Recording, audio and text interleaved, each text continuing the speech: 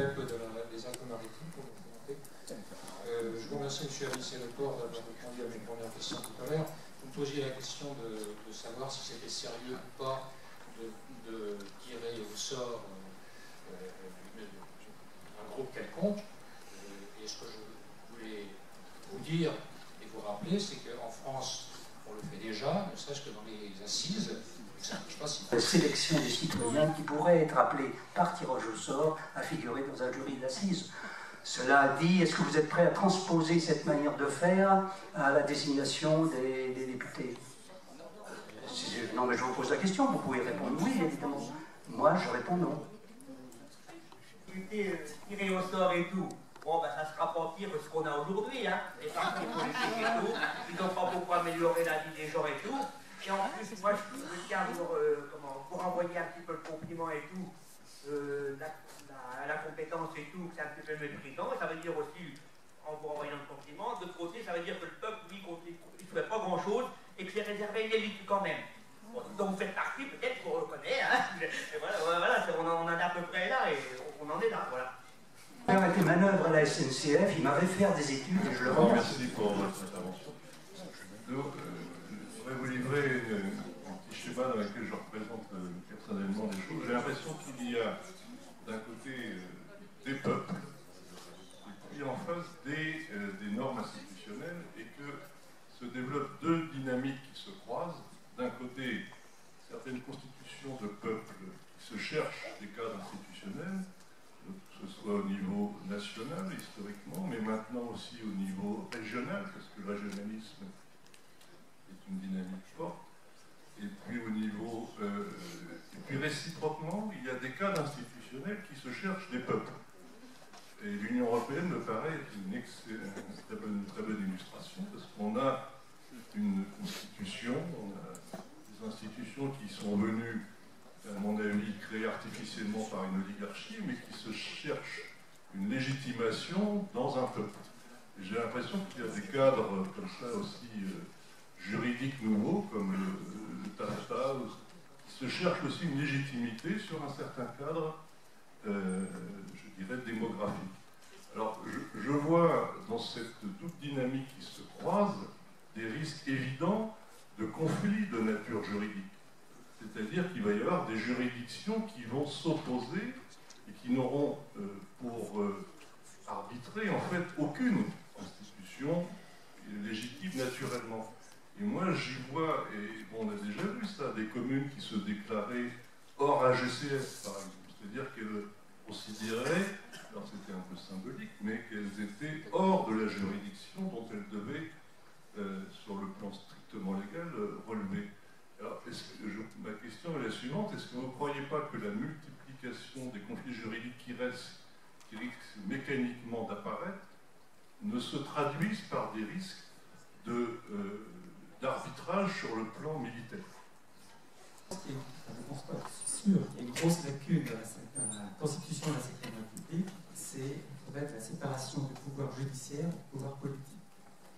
Lors de la récente conférence organisée par Mediapart sur la corruption, un commissaire de police nous raconte que pour faire une perquisition, je ne sais plus pour quelle affaire, évidemment c'était une affaire financière avec un rapport également avec des corruptions de ministres. Il a passé dans une perquisition, ça se fait en 1 heure. Police, dans ce cas-là, il s'est arrivé plusieurs fois, c'est passé toute une journée. Parce que il est sous la tutelle du ministre de la Justice et du ministre de l'Intérieur. Donc voilà une grosse lacune, à mon avis, la séparation du pouvoir judiciaire. Alors, ce n'est pas l'esprit en Italie. Selon le procureur général de Palerme, qui était présent et qui a participé à cette conférence, il y a une suppression véritable entre le pouvoir judiciaire et le pouvoir politique. Ce qui permet quand même de mettre en prison des gens comme Andreotti et de pouvoir se battre contre la collusion entre la mafia et le monde politique. Et quand on voit aujourd'hui la France est un des pays où il y a une opacité pratiquement totale sur ces affaires. Voilà. Alors, pour revenir à ce qu'a dit Virginia tout à l'heure, l'homme n'est pas vertueux par lui-même, il suffit de lui donner un cadre pour qu'il soit vertueux. Donc une constitution, pour moi, elle sert à ça. Alors, pour éviter d'avoir des politiques qui sont en carrière depuis 40 ans, comme le conseiller général du Tarn, hein, avec les affaires du Testet, et avec un mort à la clé, eh bien, il faut éviter que ces gens-là puissent se représenter. Là, je suis d'accord avec toi, Virginia. Et il faut aussi ouvrir la carrière politique à un plus grand nombre de personnes. Ça passe aussi par l'éducation populaire. Je crois que vous êtes tous d'accord. Le Porce, parce que, en fait, j'ai deux questions qui me viennent à l'issue de cette discussion. C'est l'histoire de la poule et de l'œuf. C'est-à-dire, est-ce qu'il faut commencer par la prise de pouvoir pour avoir les moyens de changer la Constitution, ou est-ce qu'il faut d'abord s'organiser pour écrire une nouvelle Constitution qui permettrait d'établir un rapport de force favorable dans la société pour pouvoir prendre le pouvoir et aller l'appliquer? C'est, si je comprends bien, une partie de ce qui sépare les uns et les autres dans cette salle.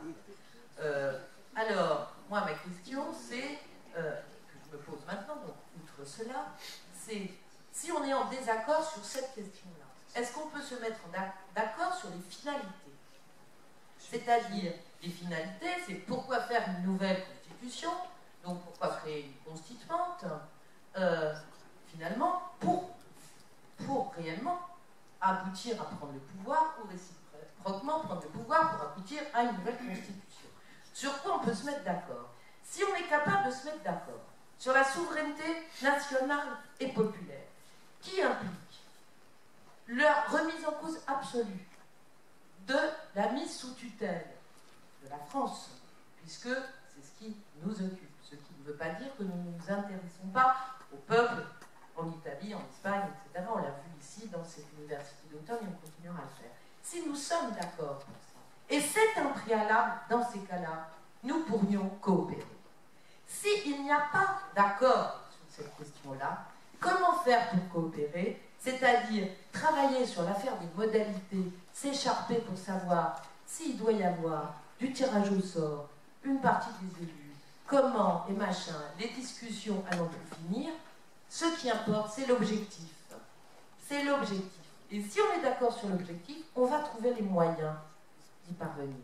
Mais si les moyens sont un obstacle ou un rideau de fumée pour ne pas définir ensemble les objectifs, eh bien on va continuer à s'arracher les cheveux sur des bêtises.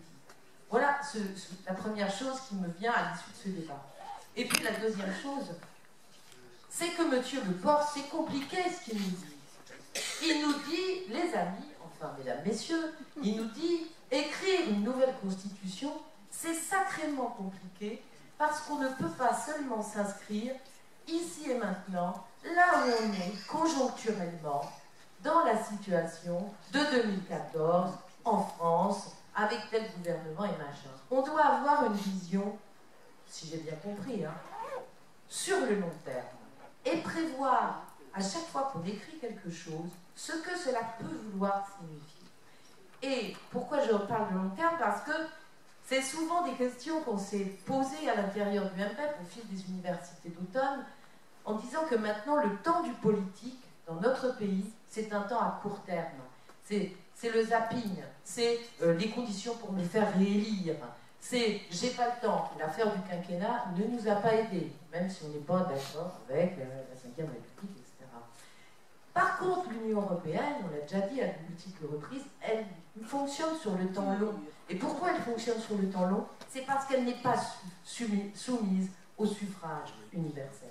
Ce qui veut dire que le suffrage universel, il est bien un obstacle pour les institutions économiques néolibérales qui essayent de s'en débarrasser. Ce qui veut dire que la question du suffrage universel, elle doit occuper grandement nos réflexions pour la suite. C'est vraiment ce qui me vient là à l'issue de ce débat.